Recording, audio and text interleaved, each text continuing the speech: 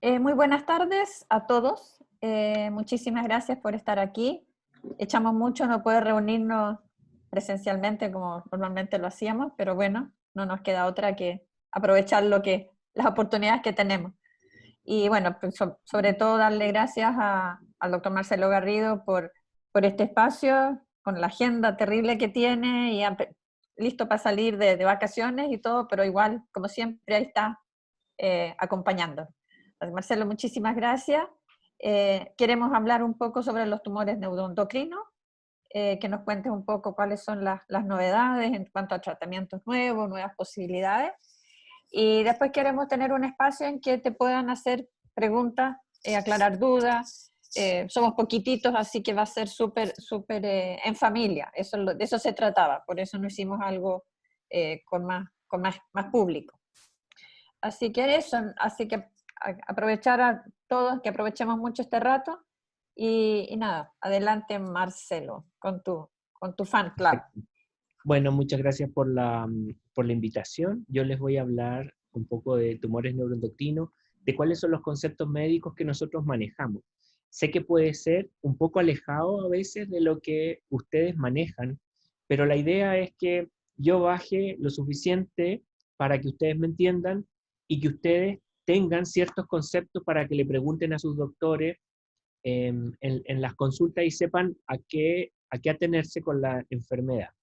Entonces, para empezar, bueno, para los que no me conocen, yo trabajo en la red de salud de la Universidad Católica y me dedico especialmente a este tipo de enfermedades. Está dentro de lo que se llama oncología gastrointestinal, donde se ven todos los tumores del tubo digestivo y los tumores neuroendocrinos son uno de ellos, ¿ya?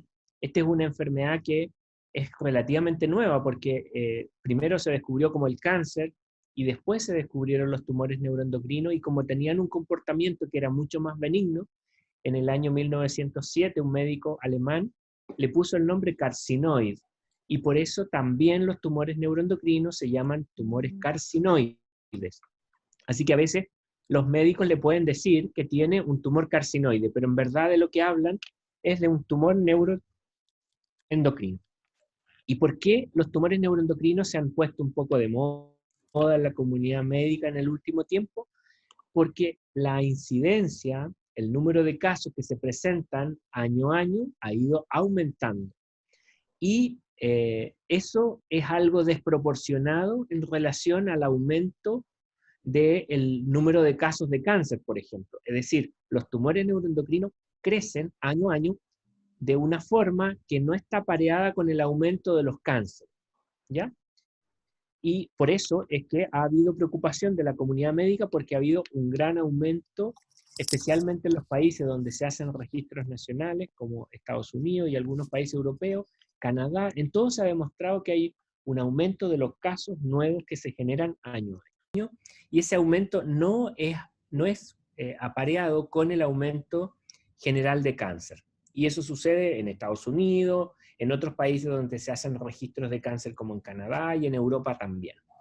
Tanto es así que la cantidad de casos que se van acumulando son considerablemente altos y por eso es que los sistemas de salud tienen que empezar a tomar medidas especiales para poder absorber este volumen de pacientes.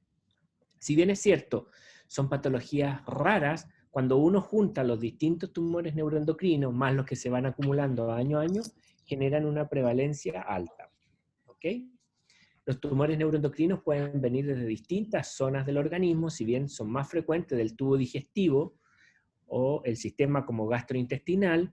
El tubo digestivo va desde el esófago, estómago, duodeno, intestino delgado, intestino grueso y recto, pasando por el páncreas, el hígado y las vías biliares, todo lo que está en la guatita. Entonces, los tumores neuroendocrinos vienen principalmente del tubo digestivo, pero pueden surgir desde cualquier parte. Por ejemplo, hay también en la piel, que tiene un nombre especial que se llama carcinoma de células de Merkel, es un típico también tumor neuroendocrino, o de las glándulas suprarrenales, o de la tiroide, etc. Todos esos son considerados tumores neuroendocrinos. ¿Ok? Este es un registro de cáncer enfocado en tumores neuroendocrinos que nosotros estamos haciendo Esto es lo que está publicado ya, y son los primeros 166 casos, donde se ve que fundamentalmente vienen del territorio del gastroenteropancreático o del territorio digestivo, por decirlo de alguna manera, especialmente del intestino delgado y del páncreas. Esas son las dos localizaciones de donde son más frecuentes los tumores neuroendocrinos, del intestino delgado y del páncreas. En general, en la presentación clínica, cuando se aparecen los síntomas, puede ser porque le hicieron un escáner a alguien y le apareció un tumorcito, entonces eso sería de forma incidental, o porque los tumores, como se llaman neuroendocrinos, son de células neuroendocrinas que por lo tanto producen hormonas, y que por lo tanto puede ser porque o crecen mucho y produce un efecto de masa, como tocarse una pelota en el abdomen, o porque producen hormonas, por ejemplo, producir exceso de corticoides y producir una enfermedad que se llama síndrome de Cushing por exceso de corticoides. O el clásico síndrome carcinoide, que es un conjunto de síntomas que se caracteriza por enrojecimiento de la cara, asociado a elevación de la presión arterial, sudoración, con dolor de abdomen y diarrea. Y ese es uno de los síndromes muy característicos de los tumores neuroendocrinos. ¿De acuerdo? Entonces, pueden producir muchas hormonas. Entonces, por ejemplo, uno típico es el tumor neuroendocrino que produce insulina, ese produce hipoglicemia, porque la insulina es la hormona que mete la glucosa dentro de la célula, entonces produce hipoglicemia. Y los pacientes tienen hipoglicemias y consultan a la urgencia, etc. O pueden producir lo contrario de la insulina, que es el glucagón, y en ese caso los pacientes tienen hiperglicemia, como un diabético de muy difícil manejo. ¿De acuerdo? Entonces aquí hay algunos ejemplos de cosas que se pueden presentar, como la hiperpigmentación de la piel, típica del síndrome de Cushing, que es de los tumores neuroendocrinos que producen exceso de cortisol. ¿De acuerdo? Y uno clásicamente hace imágenes del abdomen, por ejemplo, un escáner, ecografía, resonancia o PET. Este es el caso del PET. El PET específico para los tumores neuroendocrinos es el PET con galio, así se llama, y así es como se ve la imagen, donde brilla la zona donde hay tumor neuroendocrino. Y los factores de riesgo, no es una enfermedad que tenga factores de riesgo conocidos, como por ejemplo en el cáncer de colon, la obesidad, o en el cáncer gástrico, tener infección por la bacteria que se llama Helicobacter pylori. Aquí no se conocen factores de riesgo, pero sí hay algunas condiciones genéticas que pueden producir tumores neuroendocrinos, como una se llama neoplasia endocrina múltiple, otro síndrome específico que se llama von Hippel-Lindau. La neurofibromatosis también puede producir GIS y puede producir tumores neuroendocrinos, así que los pacientes que tienen neurofibromatosis hay que estarle haciendo imágenes abdominales para poder buscar este tipo de lesiones. Y otra enfermedad genética que se llama esclerosis tuberosa, fundamentalmente enfermedades genéticas, que son muy fáciles de reconocer porque tienen muchos síntomas y signos al examen físico.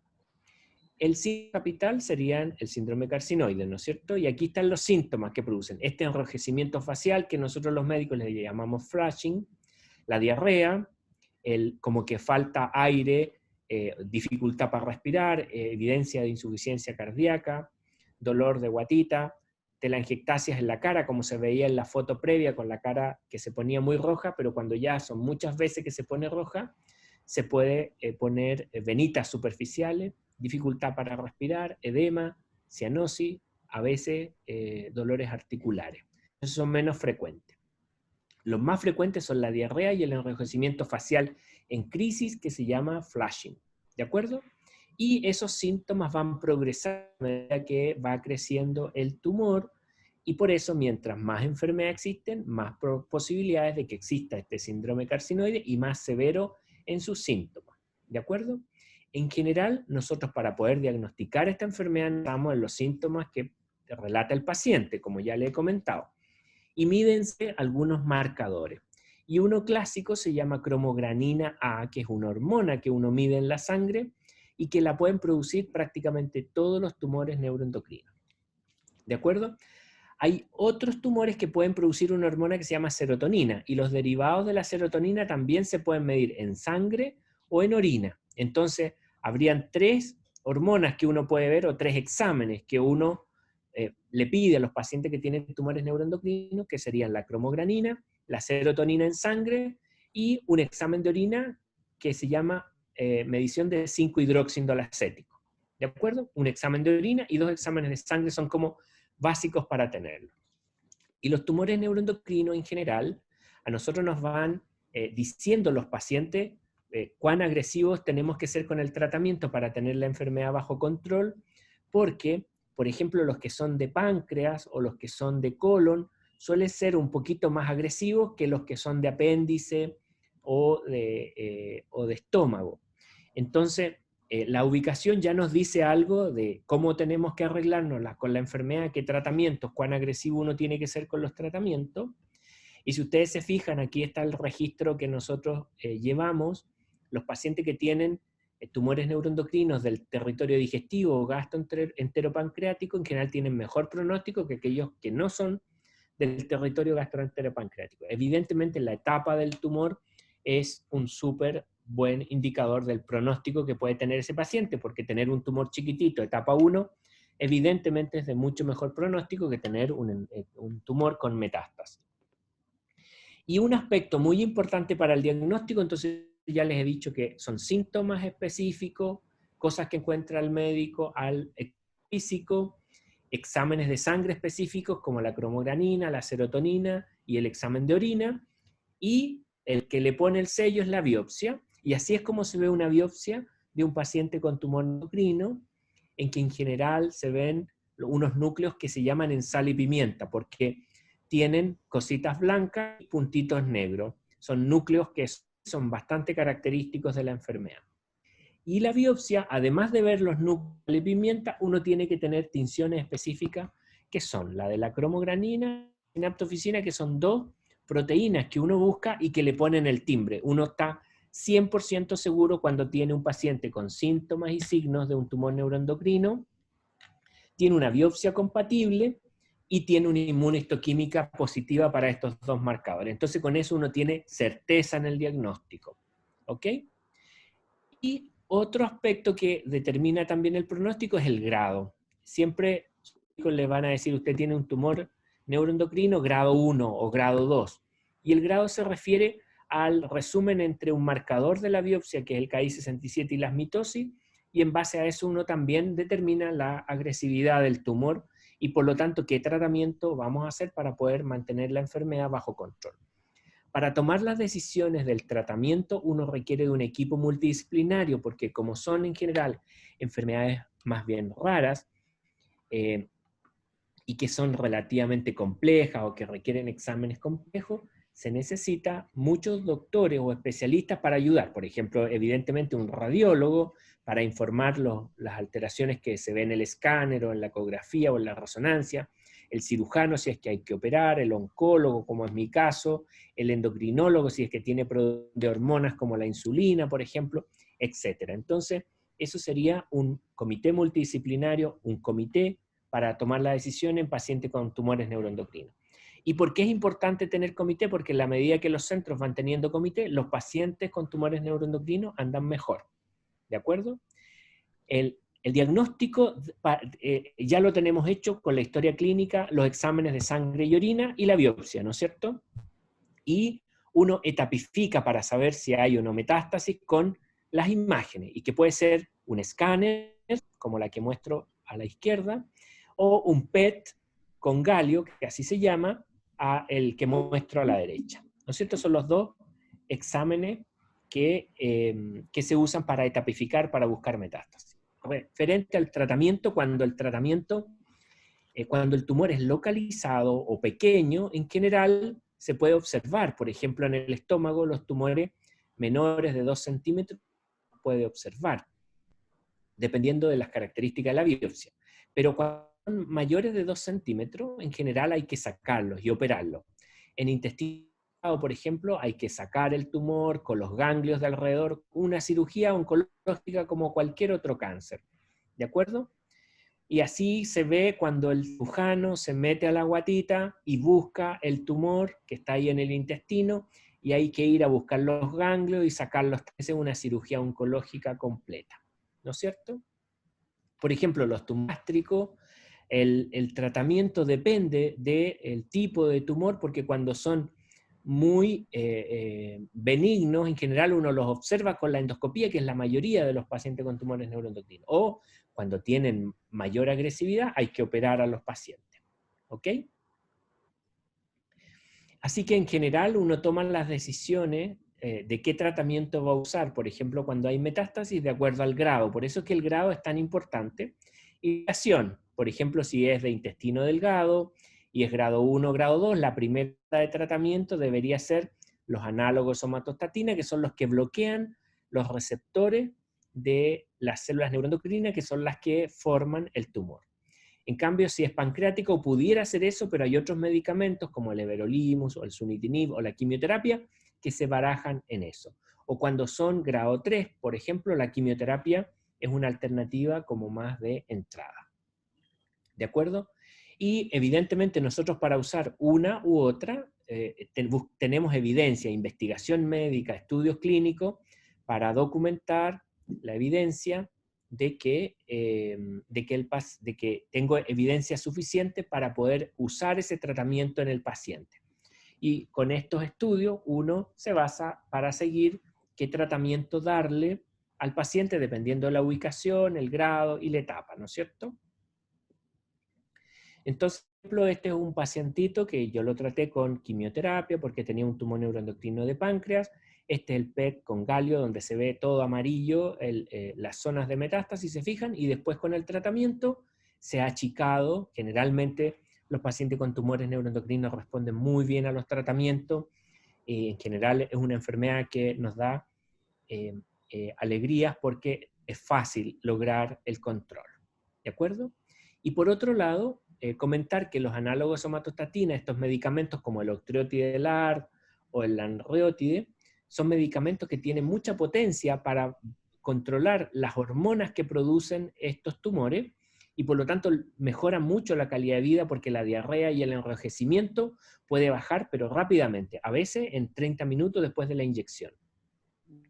Entonces, esto es como un estudio que se llama PROMIL, que muestra la evidencia, ya estadística y aceptada por toda la comunidad médica, de que el octreotide es mejor que no dar nada, dar placebo, en pacientes con tumores neuroendocrinos.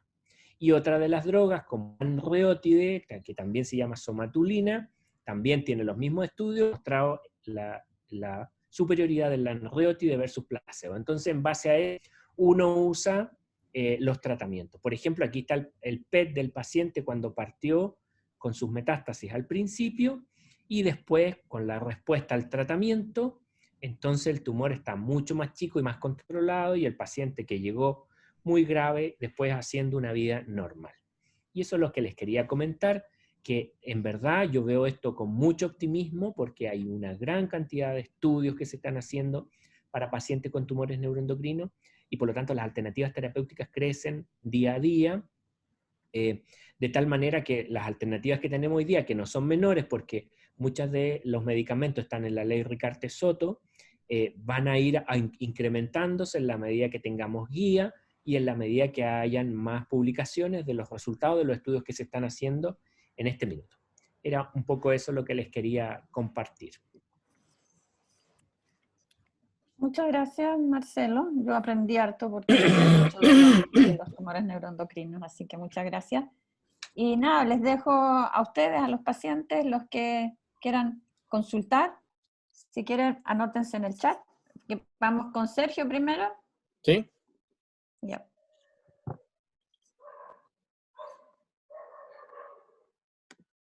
Dale, Sergio. Doctor, tengo como 2 o 3 preguntas. La primera es que, ¿cuáles son las diferencias entre etapa y grado? Porque usted mostró una clasificación en etapa y otra clasificación en grados. Exacto. La etapa es la diseminación que tiene el tumor en el cuerpo. Por ejemplo, si el tumor está solo en la pared del intestino delgado, pudiera ser etapa 1 o etapa 2. Ya. Si tiene ganglios alrededor del intestino, sería una etapa 3. Y si tiene metástasis en el hígado, por ejemplo, eso sería una etapa 4. Y el grado habla de la agresividad, pero de las células. Es decir, el patólogo es el que le pone el sello al grado cuando la mira en el microscopio, porque el grado habla de cuán diferente es la célula en relación al intestino normal. Entonces, el grado 1 es una célula que se parece mucho a la célula del intestino normal. La del grado 2, que se parece más o menos, y la del grado 3, que en verdad no se parece nada. De hecho, las células de los grados 3 serían como un alien, porque son como células muy distintas que no tienen nada que ver con el organismo, y generalmente son células que se reproducen o se multiplican muy rápido, y tienen muchas mitosis o divisiones celulares cuando el patólogo las mira. Entonces, el grado se refiere a la agresividad histológica y la etapa se refiere a la invasión en el cuerpo. O sea, disculpe, entonces la etapa yo la tengo que entender con una mirada más anatómica y los grados una funcionalidad metabólica de la Claro, célula. los grados es más bien histológico o Ya, celular, ya, y lo otro es anatómico, claro. ya. La otra pregunta es que usted mostró, bueno, las distintas alternativas para el diagnóstico de los tumores, entre eso la cromogranina, y por ahí vi una diapo en donde había una especie de perfil genético. ¿Eso se hace en Chile, el perfil genético? Sí, mira, exámenes de perfiles genéticos se pueden hacer. En general no están así aprobados con estudios grandes como para que lo apruebe la FDA o el ISP chileno, porque uno en general recomienda hacer el diagnóstico cuando las agencias regulatorias la tienen aprobada, porque así FONASA le pone código y las ISAPRES lo cubren, ¿te fijas? Entonces, cuando no está el estudio publicado o el ISP no lo tiene codificado, no lo tiene aprobado, no se puede recomendar masivamente todavía, porque en el fondo todavía está como en estudio. Pero perfiles genéticos sí se pueden hacer, porque los tumores neuroendocrinos igual tienen hartas alteraciones genéticas, altas alteraciones genómicas también se dice. Es decir, que los genes de las células del tumor neuroendocrino tienen altas alteraciones o mutaciones. Y esas mutaciones a veces ya tienen estudio de que se pueden tratar con algún medicamento. Entonces, todavía esto no lo estamos haciendo porque no está aprobado por las grandes agencias regulatorias, pero prácticamente todos los tumores van caminando hacia allá. Esa metodología se llama oncología de precisión o medicina de precisión. Y eso probablemente va a entrar fuerte en los tumores neuroendocrinos en los próximos años, porque los estudios se están haciendo, pero faltan ya las aprobaciones de las agencias regulatorias. Y la última pregunta, doctor, ¿cómo están los avances en diagnóstico y tratamiento en los distintos centros, llámense privado o público? Porque mi experiencia es con usted en la Católica y saber si existen interacciones de estudios multicéntricos en Chile. Exacto. Mira, en verdad hay mucha diferencia. Nuestro país es súper heterogéneo y en general hay bastante diferencia en la cantidad de tecnología que existe para hacer el diagnóstico, porque esta enfermedad en realidad requiere harta tecnología. Ponte tú, para hacer el diagnóstico con la biopsia necesitas tener los anticuerpos para la cromogranina. Entonces, si no tienes en tu hospital los anticuerpos para la cromogranina, no puedes completar bien esa biopsia. Y en verdad eso es una realidad que existe en algunos hospitales públicos, especialmente en provincia, esa situación se da. Por lo tanto, en verdad el acceso a los diagnósticos es difícil. Ahora, nosotros tenemos como una especie de red para hacer el registro y a través de eso es una excusa para estar conectado. Entonces los colegas de otros hospitales pueden llamar y me preguntan qué le falta a mi biopsia, pueden pedir una interconsulta o comprar el servicio hacia otro centro que sí tienen el anticuerpo, y así como que operamos, porque por ejemplo, en la parte sur no hay PET galio, pero los mandan a hacer a Santiago. O tienen otra forma para imágenes funcionales que se llama Octreoscan, que lo hay en Concepción. En general se buscan para hacerlo. En general está súper acumulada la tecnología para el diagnóstico en Santiago y hay mucho menos en provincia. Y evidentemente en el sistema público se sobrecarga mucho el sistema porque hay muchos pacientes de a veces cánceres súper graves, entonces como que colapsan el sistema ellos, para cosas que son menos graves, como de algunos tumores neuroendocrinos más localizados, se van priorizando como para después y por eso quedan como en lista de espera. Gracias, Marcelo. Gracias. Gracias, Sergio. Aprendí, yo sigo Gracias. aprendiendo. Margarita tiene una pregunta ahora. Margarita. Hola, no sé si me escuchan bien. Bien bajito, no se Hola. puede más. Sí, A ahí. ver, voy a ver porque estoy con... ¿Ahí? ¿Mejora Ahí un sí. poco? Sí, perfecto. Se escucha. Ya, perfecto. Primero los saludo, doctor Garrido, buenas tardes y saludo a todos porque estaba con un problema al comienzo. Respecto de lo que comentaba el paciente anterior, a mí me generó una duda, si existe alguna correlación entre la etapa y el grado, es decir, cuando el paciente está en etapa 4, digamos con metástasis, las mitosis, usted decía que las células estaban como de una forma extraña. ¿Existe una relación ahí o no necesariamente? Exacto. No, no existe ninguna relación. Claramente, cuando los pacientes son G3 o cuando tienen tumores G3, estos que son más agresivos, tienen más probabilidad de tener metástasis. Pero los pacientes con tumores G1 también pueden tener metástasis. Todos pueden dar metástasis, son indistintos, pero evidentemente los que son G3 tienen más frecuencia de metástasis que los que tienen G1. Tengo otra duda. ¿Existe alguna evidencia, algún estudio que arroje información respecto de algún gen que uno pueda transmitir a la descendencia para un posible tumor neuroendocrino en algún momento de su vida? Exacto. Mira, en verdad ya se han hecho bastantes estudios, esto es más bien de la línea de investigación, y la búsqueda de mutaciones que se pueden heredar se llaman mutaciones germinales, porque vienen desde la raíz, desde el ovocito que formó a una persona, por eso se llaman mutaciones germinales. Y existen bastantes estudios de que en verdad los pacientes con tumores neuroendocrinos pueden tener mutaciones germinales o heredables. Y son poco frecuentes porque cuando uno busca mutaciones germinales en un paciente con cáncer, la probabilidad puede ser de un 3%, y en cambio en pacientes con tumores neuroendocrinos está reportado como un 7 o un 8%. O sea que es un poquitito más que cualquier otro cáncer. Ahora, generalmente cuando los pacientes tienen un síndrome genético muy evidente, esos son los que tienen el gen mutado, como lo que yo mostré. Por ejemplo, la neurofibromatosis, esos pacientes claramente tienen una mutación en el gen de la neurofibromina y transmite. Lo mismo que la enfermedad de von Hippel-Lindau también tiene mutaciones que se transmiten. Esas son archi conocidas. Pero hay pacientes con tumores neuroendocrinos que pueden tener mutaciones germinales y que no tienen un síndrome genético, por decírtelo de alguna manera.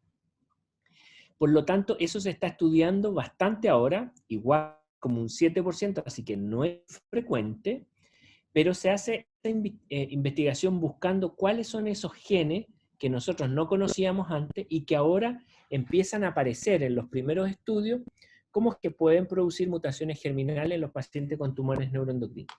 Tendría que decir algo más bien raro, porque un 7% de cada 100, 7 es algo muy poco frecuente, pero en general cuando uno lo sospecha, trata de pedirlo.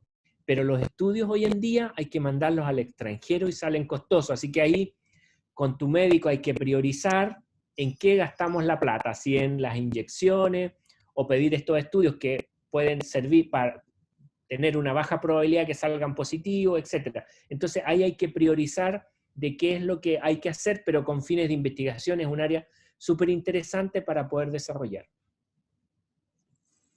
Gracias. ¿Algo más, Margarita? ¿Alguna otra duda? No, nada. Gracias. Entonces, Elizabeth. Sí, hola doctor, buenas tardes. Hola, Elizabeth. Bueno, yo tengo neurofibromatosis, primera consulta. ¿Mis hijos o mis nietos pueden tener neurofibromatosis? Mira, lamentablemente, sí, ellos tienen riesgo. Tú tienes una enfermedad que es clásica y súper descrita y que se hereda, ¿ya? Así que eso existe. Entonces, tú lo que tienes que decir a tu médico es que te haga exámenes para buscar tumores, por ejemplo, buscar GIS que se produce en la neurofibromatosis, evidentemente los tumorcitos de la piel que se llaman neurofibromas, y los tumores neuroendocrinos que salen más bien del duodeno, que todos los GIS y los tumores neuroendocrinos se ven a través de un escáner. Entonces, cada cierto tiempo hay que hacerte escáneres del cuerpo para ver si aparecen alguna de esas lesioncitas. Y Doctor, lo mismo hay que hacer con tu familia. Doctor, yo cada 6 meses generalmente me estoy haciendo escáner. Y PET, me hice el último, me lo hice en octubre del año pasado. Perfecto. Y eso es súper bueno. Te fijas que así uno va rastreando si es que puede aparecer un tumorcito. Lo bueno es que la neurofibromatosis generalmente produce los neurofibromas, pero es una enfermedad de comportamiento muy benigno. Uno lo tiene desde que nació y puede producir después tardíamente manifestaciones. Así que dentro de todo igual se porta bien. Doctor, otra cosa. Resulta que a mí me han hecho por lo menos aproximadamente unas 8 dilataciones, porque se me estrecha mucho el esófago. ¿Tiene que ver con los tumores? Yo creo que te operaron el estómago, ¿no es cierto? Lo sacaron. Claro. Lo más probable es que la estrechez del esófago o de las suturas se da en pacientes que le sacan el estómago. No tiene nada que ver ni con la neurofibromatosis ni con el GIST. Pero en pacientes que le sacan el estómago pueden tener cierto nivel de estrechez para alimentarse en la evolución de los años. Así que lo más probable es que sea por eso. Ya, doctor, otra consulta y la última. Mire, cuando yo empecé, que usted me recetó primeramente el Glivec, ¿ya? A los meses después de empezar a tomar, mi piel se empezó a manchar entera. Me manché entera mi piel, digamos, desde el cuello, todo el tórax, ¿ya? El doctor me mandó a hacer una biopsia por si hubiera cáncer a la piel y salió negativo. ¿Tiene que ver eso también con la neurofibromatosis? Pues son manchas café, pero parece mucha manchita. Claro, la neurofibromatosis se reconoce porque los pacientes pueden tener manchitas café con leche en la piel y aparecen unos nodulitos en la piel que se llaman neurofibroma. Y si usted empezó a tomar Glivec y se hincharon mucho las piernas, bueno, muchos pacientes con GIS que han usado... Muchos pacientes con GIS que han usado Glivec saben que se hinchan las piernas o se hinchan los ojos. Y en situaciones muy especiales, a mí me toca ver 1 o 2 pacientes al año de GIS que se hacen una retención de líquido muy importante y hay que darles diurético y a veces hacen insuficiencia cardíaca. Así que lo más probable es que la retención que tuvo fue por el Glivec y no ni por la neurofibromatosis ni por ninguna otra cosa. Y en general es muy fácil de resolver con diurético y contándole bien a su médico. Ya, doctor. Muchas gracias. Gracias, Elizabeth. Floro, tenía ahí una pregunta. Floro, ¿cómo estás? Sí, hola, bien, gracias. ¿Es necesario la imagen o no? No, como tú quieras. Ya, ok. La voy a poner de todas maneras. Mejor, pues si no. Mire, doctor. Hola, buenas tardes. Primero agradecerle la ocasión, la colaboración. La pregunta mía tiene que ver con un tema de horizonte, expectativa. Considerando que además nosotros no tenemos los recursos económicos para continuar con el tratamiento todavía, digamos, usted sabe que estamos tratando de obtenerlos en el sistema público, pero eso es muy lento. Las metástasis, yo le pregunto por el caso Mónica, usted sabe, las metástasis son eventos que tienen una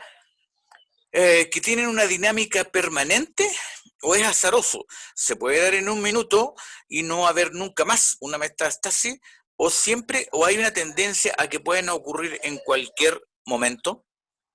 O se puede producir una metástasis, por ejemplo, y que la enfermedad, por ejemplo, adquiera un comportamiento de estancamiento. Claro. Eso pasa en pacientes con tumores neuroendocrinos que pueden dar metástasis, así como precozmente, y después la enfermedad se puede quedar estancada por años. a veces uno la puede estancar con medicamentos, pero yo he visto pacientes y está descrito también en la literatura médica, de que hay pacientes que no tienen progresión de la enfermedad durante muchos años. Evidentemente que estarlos vigilando, porque uno no puede estar pensando que un paciente se estancaron las metástasis y no hacerle más escáner como para darse cuenta que se puede agravar. Pero hay pacientes donde la enfermedad se estanca, se queda tranquila y puede mantener tranquila a la paciente durante mucho tiempo. Entonces, en esos casos es muy tranquilizador, porque uno puede esperar que se aprueben las drogas y no pasa nada. Y da tiempo para que, por ejemplo, aparezcan nuevas guías o que aparezcan nuevos planes en los sistemas como para poder tener acceso a los tratamientos. Pero bueno, son pacientes contados con los dedos de la mano los que están así, y en general los médicos tenemos que estar preocupados de que pudieran progresar, y en ese caso estar buscando dirigidamente si es que la enfermedad está creciendo. Pero hay pacientes donde la enfermedad se detiene y nosotros tomamos una conducta que es esperar y ver, que los americanos le dicen watch and wait. Uno solo vigila al paciente y cuando aparecen síntomas, está molestando, en verdad uno ahí mete tratamientos. Gracias. Bueno, como habíamos conversado en su consulta, sí, efectivamente ayer estuvimos conversando con la Mónica, y claro, efectivamente nosotros tenemos que mantener un comportamiento de justamente como usted dice, de vigilar, y por lo tanto sí estar cada cierto tiempo, 2, 3 meses, no sé, independiente de lo que esperemos del sistema público, estar con un control suyo, digamos, cada unos 2 o 3 meses por lo menos. Claro. Asociado a esa conducta de vigilar. Claro, en general cuando uno hace vigilancia, hace cada 3 meses exámenes de sangre y cada 6 meses alguna imagen. Ese es el seguimiento que está estudiado en pacientes con tumores neuroendocrinos. Gracias, doctor, muy amable. De nada. ¿Alguien más tiene alguna consulta? Yo quería hacer una pregunta. Claro, dale, adelante. Soy Mari Carmen. Hola, Mari Soy Carmen. paciente del doctor. Hola, doctor, ¿cómo está? Hola, Mari Carmen. Bueno, yo tengo tumor neuroendocrino. Con el doctor ya sabe mi historia, pero mi pregunta es la siguiente. Yo partí con un cierto tratamiento y ahora, por una pequeña progresión, me recomendó el doctor hacer el tratamiento con lutecio. Acabo de terminar mi 4º ciclo y la pregunta es, para el doctor, es ¿cuánto tiempo debo esperar para controlar con el PET? Perfecto. Porque hablábamos de 1 mes, pero parece que ahora, según el radiólogo, me ha dicho 2 meses. Quería un poco confirmar con el doctor. Y lo otro es, ¿qué puede uno esperar después de esto y qué viene después a continuación? Exacto. Bueno, en general, cuando uno está haciendo un tratamiento con medicamentos, como los análogos somatostatina, como lo que muchos pacientes usan como el octreotide o el lanreotide, o incluso medicamentos orales como el sunitinib o el everolimus, en general uno hace imágenes cada 6 meses. Porque los tumores neuroendocrinos, como comentaba Floro, como que a veces crecen muy lento. Entonces, si uno hace escáner todos los meses, puede no notar ninguna diferencia y no sabe exactamente si es que la enfermedad está creciendo o no. Entonces, habitualmente, el estándar es hacer a 6 meses. Hay un tratamiento que yo no mencioné acá, que se usa como después de que los pacientes progresan o empeoran, después de usar los análogos somatostatina como el octreotide, por ejemplo. Y en ese caso, hay terapias de medicina nuclear que se llama lutecio. Es una terapia que es como una radioterapia en el fondo, porque se pone un medicamento que se une a las células neuroendocrinas y cuando se une libera irradiación. Así que es una radioterapia muy, muy dirigida. Y ese tratamiento puede estabilizar el tumor o achicarlo, reducir las masas tumorales. Y en ese caso, el máximo efecto se logra a los 3 meses de hecho ese tratamiento. Así que en verdad la imagen uno la tiene que hacer entre 1 a 3 meses. ¿Y en qué uno se mueve en ese rango?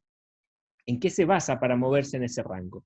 Si el paciente está súper estable, está tranquilo, los marcadores no han aumentado, los marcadores en sangre, por ejemplo, y uno no está ansioso, ni el médico ni el paciente estamos ansiosos, entonces lo hacemos al mes 3, que sería el rango superior. Pero si el marcador está raro, subió un poquitito, tiene un síntoma nuevo, nos estamos angustiando, entonces nos acercamos al 2 o al 1. Así que es un rango, en verdad no hay un estándar, pero en general uno diría que post-lutecio, al tercer mes es cuando uno dice, ya esta cuestión funcionó o no funcionó.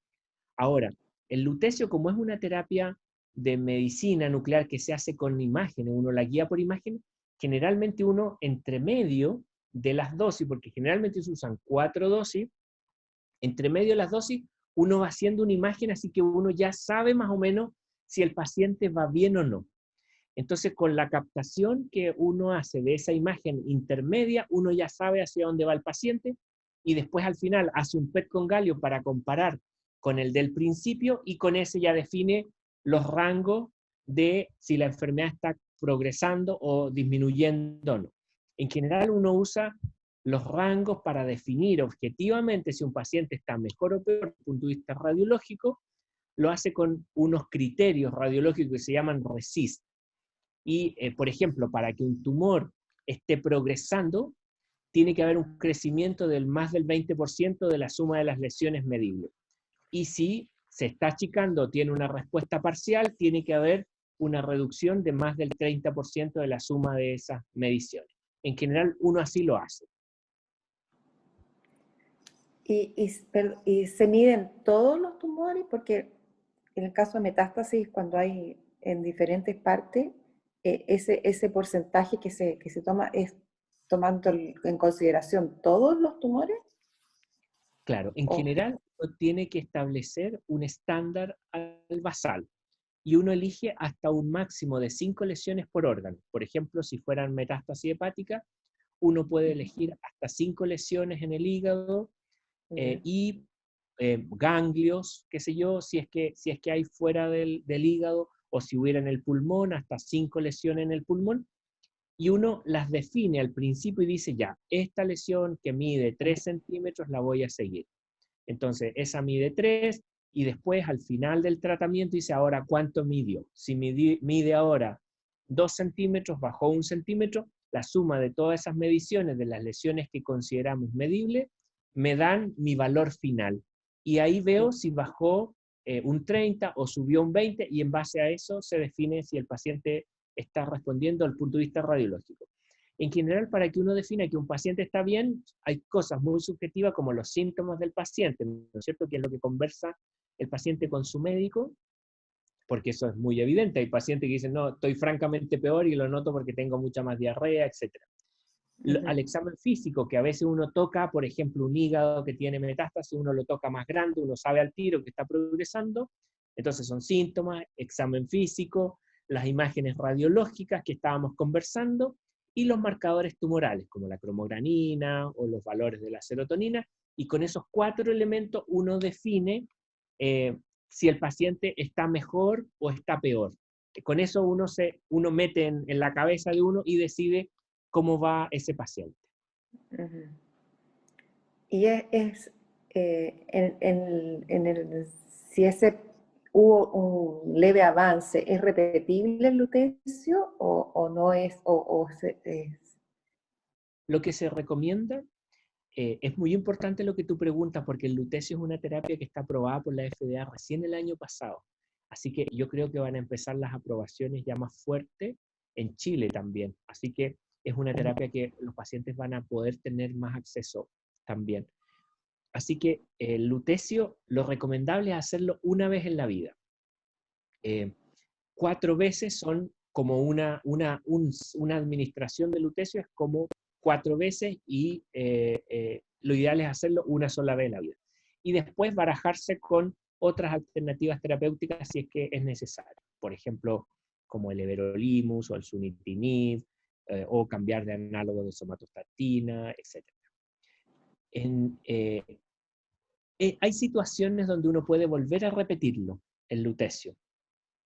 Y en general uno lo hace primero alejado del primer lutecio, y los pacientes tienen que tener función renal y hematológica, una buena médula, un buen hemograma y una buena creatinina, y alejado la primera tanda de lutecio, en general ahí uno puede volver a hacer un retratamiento, que así se llama.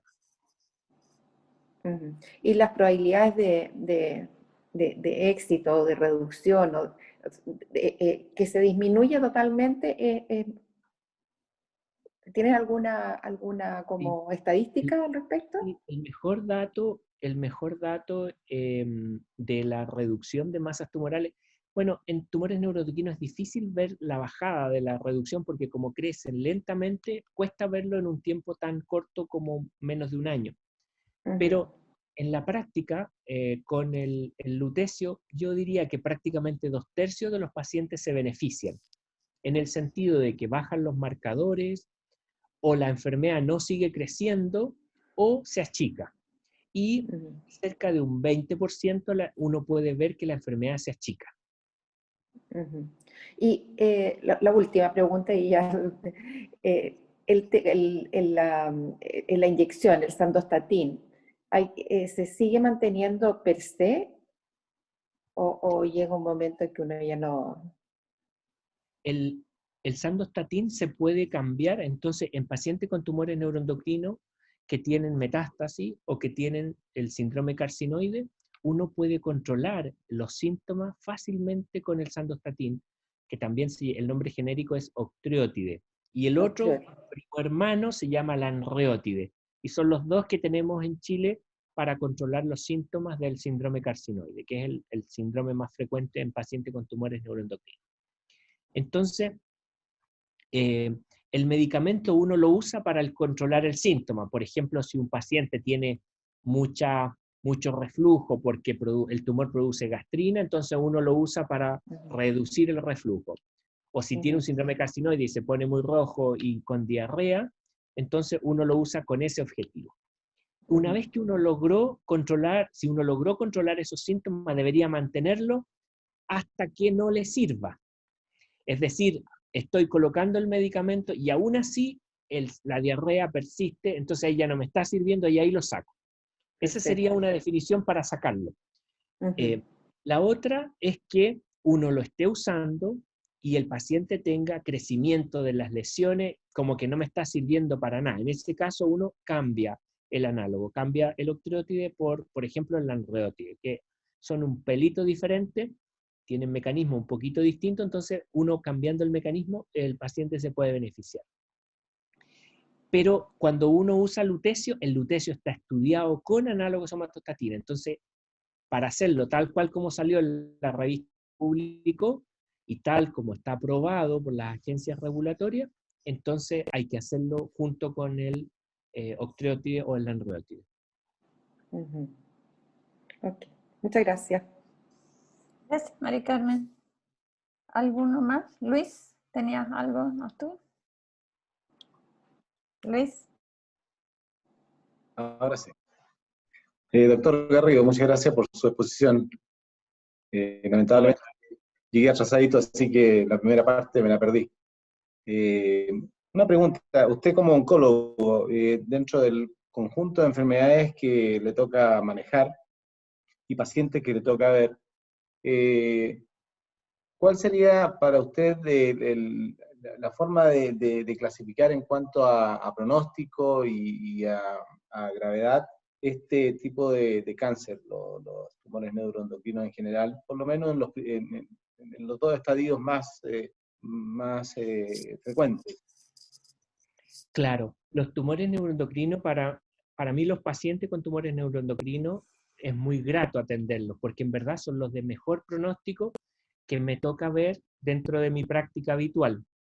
Tienen mucho mejor pronóstico, por ejemplo, que un cáncer del estómago o que un cáncer de colon o cáncer hepático, tienen mucho, mucho mejor pronóstico. Tanto es así que yo llevo un registro más nacional de pacientes con tumores neuroendocrinos, y la sobrevida a 5 años de los pacientes es sobre el 80%.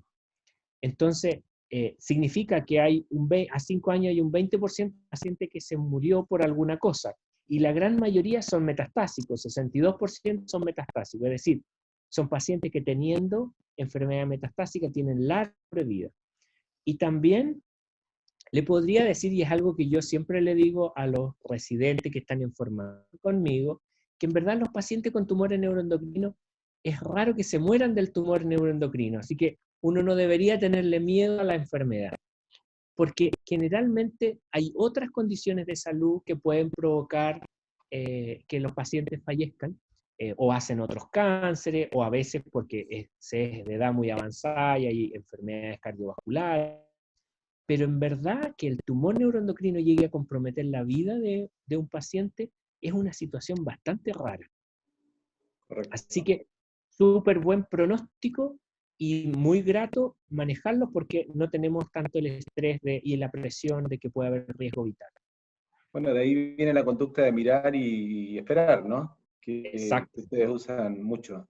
Y eso, yo creo que a todos los que estamos presentes ahí tenemos una enfermedad, nos da mucha tranquilidad, porque dentro de lo malo nos tocó lo menos malo en principio, ¿no? Es como el vaso celular de los tumores, ¿no? Exacto. Claro. Perfecto. Así que, bueno, esa era mi pregunta. Muchas gracias. Bueno, Tranquilo. estamos un poquito en ¿Va a la poder- hora, perdón? pero... No, dale, ¿Va a poder Luis. compartir su presentación? Disculpe. Sí, la estamos grabando, se grabó. Ah, gracias. Sí, Está todo grabado, así que ahí se las Vale. vamos a pasar. Ya vamos a Gracias. mandarle el link para que la puedan ver. ¿Ya? Estamos justo en la hora, son las 8:05, pero si alguien más tiene alguna pregunta para terminar, feliz. ¿No? La última, cortita, Sí. a raíz de lo que preguntaba Luis, ¿qué correlación existe de los TNE con otros cánceres? ¿En qué sentido? Que si Lo que pueden usted dijo, provocar que otro podían desarrollar, ¿sí? Mira, ninguna. Solo los síndromes genéticos se pueden asociar al desarrollo de otros cánceres, pero la gran mayoría de los pacientes con tumores neuroendocrinos no tienen riesgo de hacer otras cosas. El problema es que muchos pacientes con tumores neuroendocrinos tienen otros factores de riesgo. Ponte tú, son fumadores, entonces Perfecto. Ya. de edad avanzada, y entonces hacen, por ejemplo, cáncer de pulmón. Esa es la situación. Ya. Además, está recordar que los factores de riesgo más importantes para hacer cáncer es el tabaco, la obesidad y comer el exceso de carne, que es una medida, y el hacer ejercicio es la medida protectora. Así que esas medidas siempre hay que tenerlas. Gracias, doctor. Bueno, muchísimas gracias a todos. Gracias a ti, Marcelo, especialmente, como lo dije en un principio. Qué rico haber podido verlo y terminar el año con una reunión con ustedes, que hacía tiempo que la teníamos al debe, ¿ya? Así es que, bueno, si no nos vemos, no hablamos, que tengan todos un muy buen fin de año. Y Igual, nada, va a sí. seguirse cuidando mucho y a seguir viviendo lo que nos toca, lo mejor que podamos, ¿no? Eso, Piga, y hay otro que acostumbrarse a comentario, vivir con eso. ¿Cómo? sí, otro comentario, Piga, que Dime. en la medida que lleguen las vacunas en general que están llegando a Chile son bastante seguras, así que nos deberíamos vacunar, ¿ok? Para que no estemos con la duda de no vacunarse. Yo creo que el tema del coronavirus, especialmente los pacientes que tienen enfermedades crónicas deberían vacunarse, deberían ser de los primeros que se vacunen, así que si tienen, Hay que vacunarse. hacerlo por favor. Hay Y que una vacunarse. pregunta, sí, hay que vacunar. Marcelo, una pregunta. Los pacientes que en este minuto tienen controles pendientes, ¿cuál es tu consejo? ¿Que vayan a hacerse los controles, es que esperen o que consulten con su médico en forma individual para evaluar? Mira, yo creo que en esta época que bajaron los casos, yo diría septiembre, octubre, noviembre, era el momento como para acudir a los controles. Justo ahora como que aumentan un poco los casos, así que me da un poco de miedo lo que voy a decir. Pero la idea es tener el control. Ojalá en esta época. Si no lo han hecho, contáctense con el equipo de salud para ponerse de acuerdo cómo lo hacen, porque yo creo que todavía es un buen momento para hacerlo. Pero si llegara a haber otro pic, usar las vías más del teléfono o telemedicina para no perder los controles. Yo creo que lo más importante para alguien que ya tiene una enfermedad diagnosticada es tener sus controles médicos al día, porque el coronavirus no sabemos si nos va a dar, y en verdad, si nos cuidamos bien, la probabilidad de contagiarse es baja. Perfecto. Ok. Oye, una última pregunta. Sí, márcame. Cuando, Marcelo, te referías a la vacuna, ¿te refieres a la vacuna del COVID, la que están anunciando? Vacuna del coronavirus, sí. Sí. Ya, de esa.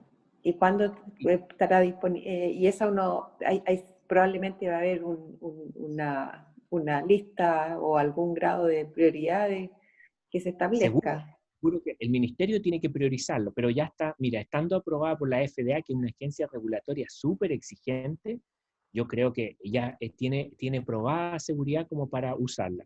Y ya tenemos una aprobada por el ISP, y yo creo que el ministerio va a empezar a priorizarlo, pero los pacientes con enfermedades crónicas o oncológicas son de los que van a tener que estar junto con los pacientes de edad avanzada, o el personal de salud que atiende en la primera línea, deberían ser los primeros en la priorización, según mi criterio. Ahí Ahora, vamos, muy atentos. Para eso se necesita la orden médica y todo. Exactamente. Sí, ahí vamos a estar nosotros monitoreando eso para irles contando cuáles son los pasos a seguir y cómo va eso. Nosotros nos encargamos de eso. ¿Ya? Gracias, Piga. No, de nada. Bueno, doctor, una consultita, algo que quiero agregar en relación a los controles. Como yo le dije antes, yo me atiendo en el Hospital Barros Luco, ¿ya? El doctor, lo conoce usted, mi doctor, ¿ya? Entonces, yo los primeros controles los dejé de lado. Y el doctor me dijo, no, señora, esto es una posibilidad, el coronavirus, y su enfermedad es una realidad. Por lo tanto, no pierda los controles. Y así lo he hecho. Estoy con mis controles al día. Tiene toda la razón. Si lo importante es acudir a los controles bien programados, con su mascarilla, el lavado de manos, mantener la distancia, etc. Ya en los hospitales y en las clínicas toman bastantes medidas para que los pacientes no se contagien dentro de los hospitales, así que yo creo que se puede acudir. Perfecto. Bueno, yo creo que muchísimas gracias una vez más a ti, Marcelo, sobre todo, porque yo sé lo que vale tu tiempo y que nos lo dediques a nosotros, muy agradecida, como siempre. ¿Ya? No, gracias a ustedes por asistir y por la paciencia de escuchar esto. No. Bueno, les dejamos la presentación grabada y después ahí está mi mail, así que si algo no entendieron bien o les quedó la duda o quieren profundizar, me mandan un mailcito y nos entretenemos conversando de esto. Perfecto. Muchísimas gracias. Gracias. Gracias, Pico, por darme la oportunidad. Adiós, Muchas gracias. gracias a todos. Nos vemos. Chao, gracias. Chao, chao.